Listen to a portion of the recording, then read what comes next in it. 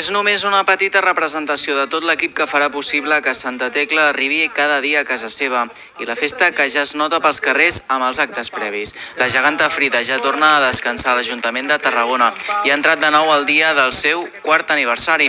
L'ocasió mereixia una celebració a l'alçada i s'ha fet una gran cercavila entre el balcó del Mediterrani i la plaça de la Font. Prop de mig miler de persones han acompanyat la Frida en el seu retorn al consistori. Darrerament havia estat guardada al centre cívic de Sant Pere i Sant Pau. Aquesta geganta és una de les més especials de la ciutat, ja que està adaptada per a persones amb mobilitat reduïda, sent així una peça pionera al país.